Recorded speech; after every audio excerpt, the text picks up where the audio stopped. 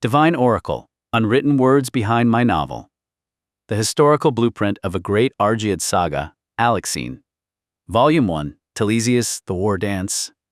By Macaulay Naki. Audio Essay, Episode 1, The Architecture of Regicide. Welcome to Divine Oracle, Unwritten Words Behind My Novel. This audio essay serves as the historical ledger, the structural laboratory, and the deep research chronicle behind the architecture of my historical epic, Alexein Saga, Volume 1, Telesias, The War Dance. Every monumental saga demands a point of origin, a single, absolute coordinate in time where the old world burns to ash and the new one is violently conceived. When I first set pen to papyrus, my instincts guided me to a broader, perhaps more conventional canvas. A living King Amyntas III, managing multiple royal households and watching over his three young sons as the northern kingdom fractured at its seams. Yet, as I tracked the early ink across the parchment, the pacing felt too sluggish, too heavy with administrative exposition and baronial dialogue. The narrative required an immediate catalyst, a sudden strike of lightning to forge the raw steel. I chose to propel the timeline forward. Amyntas passed into the earth, leaving the heavy, blood-stained bronze diadem to his firstborn, Alexander II. Then, in 368 BCE, the absolute breaking point arrived. The young king was brutally assassinated in the open air during the royal festival of Telesias, the ancient war dance. Beginning the entire weight of Volume 1 in the immediate shadow of that palace slaughter was the only logical choice. It instantly thrusts the reader into the viper's nest, stripping away the comfort of Pella and setting the unyielding cadence for the rise of the Argead dynasty. These are the unwritten words, the deep history, and the cold calculations that built the world of Alexein. The Serpent Strike, Regicide at the Royal Festival. The reign of King Alexander II of Macedon, commencing around 370 BCE, was a brief, tragic flash of bronze, defined by immense political turmoil. As the eldest son of King Amyntas III and Queen Eurydice, Alexander inherited a crown perpetually besieged by dynastic rivalries and relentless external pressures. This inherent instability, keenly felt throughout his short rule, ultimately culminated in his assassination by a treacherous noble in 368 BCE, an act that plunged Macedon into a deeper, darker chaos and set the stage for its dramatic future. One the seeds of treachery and foreign influence. Even before the blades were drawn, Alexander II's royal authority was tenuous. He faced a constant shifting threat from within the Macedonian aristocracy, with Ptolemy of Aloros operating as his most significant and calculation-driven rival. Ptolemy was a prominent nobleman whose ambition was widely known throughout the lowlands. While ancient sources, notably the Roman historian Justin, hint at a scandalous, politically volatile relationship between Ptolemy and Alexander's own mother, Queen Eurydice, this remains a subject of intense historical debate.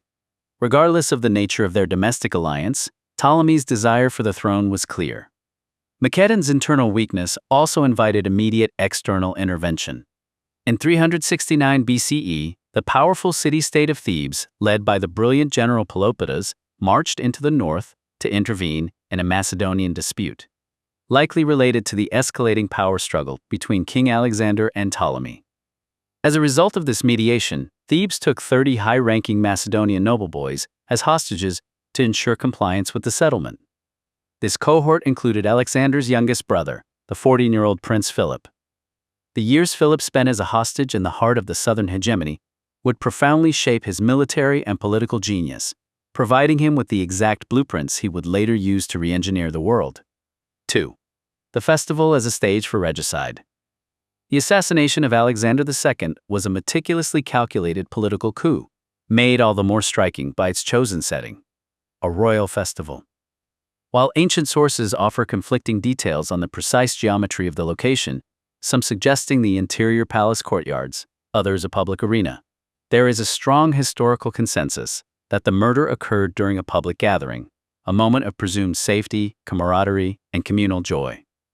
Macedonian festivals were far more than simple leisure events. They were complex, carefully crafted spectacles, interwoven with religious, military, and dynastic significance.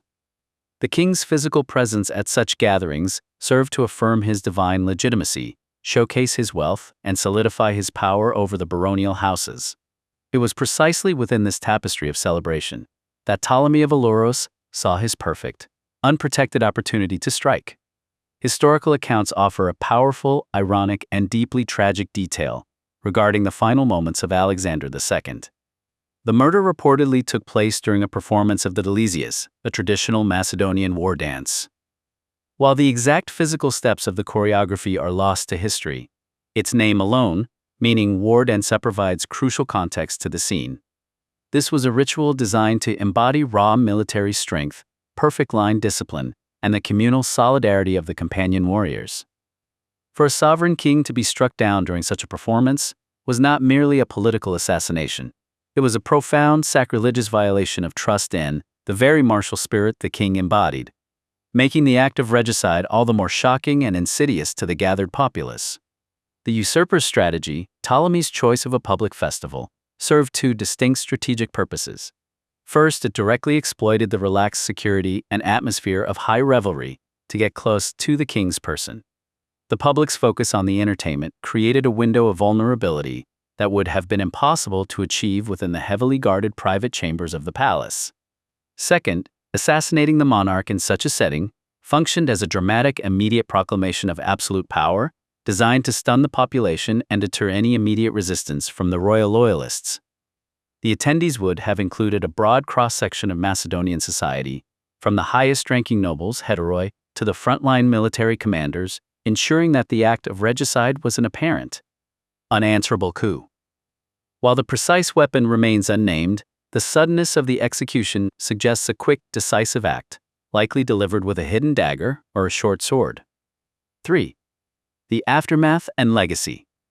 Following Alexander II's death, Ptolemy of Aloros immediately seized power, stepping onto the stage as regent for the new child king, Alexander's younger brother Perdiccas III. However, the law of the court is merciless. Ptolemy's reign was short-lived. He was himself assassinated by an older Perdiccas III in 365 BCE. The slaughter of Alexander II perfectly demonstrates the cutthroat nature of ancient Macedonian statecraft and the fragile, fleeting nature of royal power. It was the pivotal event that set in motion a chain of instability, ultimately paving the way for the unexpected rise of Philip II, who would transform Macedon from a fragmented northern kingdom into a dominant global empire. The ritual matrix, categorizing the event. Given the existing historical accounts, particularly the explicit mention of the Telesias, the ideal festival setting for the assassination of Alexander II incorporates three overlapping layers of ancient Macedonian life. The dynastic royal commemoration. By its nature, the event was likely tied to a major political milestone, such as a birthday, an accession anniversary, or a recent military alliance. These events were deeply political, serving to gather the leading nobles and generals in one place to affirm their loyalty to the Argead line. The military ceremony. The inclusion of the Telesias war dance points directly to an event where martial drills, horsemanship, and ceremonial weapon displays were central. In a highly competitive warrior society, the king's active observation or participation at such an event was paramount, offering a natural and expected context for a rival like Ptolemy to be within striking distance. The public festivity. While military events required discipline, a festival implied heavy drinking, banquets, symposia, and public celebrations where the king's guard was relaxed. This specific moment of perceived camaraderie and vulnerability was precisely what the conspirators sought to exploit. Archival context, potential royal festivals in Macedon. To assist listeners and readers in understanding the cultural fabric surrounding Alexein, the historical record outlines three primary categories of festivals sponsored by the Argead kings. 1. Religious festivals. The Olympian cults. Macedonians celebrated major pan-Hellenic deities like Zeus, Hera, Apollo, and Dionysus. Royal sponsorship of these festivals demonstrated piety and a direct connection to the divine. The Dionysia. Given the cultural importance of Dionysus, the god of wine, theater, and ritual ecstasy, these celebrations involved massive processions, animal sacrifices, and dramatic performances that routinely softened palace security. The Olympia at Dion, King Archelaus, late 5th century BCE, famously reorganized and expanded the festival at Dion, located at the base of Mount Olympus. This grand event included athletic, musical, and theatrical contests dedicated to Zeus and the Muses, serving as the central cultural hub for the Macedonian elite. 2.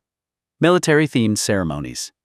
Commemorative triumphs, victories in battle, or the successful conclusion of foreign campaigns were celebrated with state-funded feasting, sacrifices, and military parades known as charisteria or epinikia. Martial displays, incorporating advanced drills, weapon testing, and traditional dances.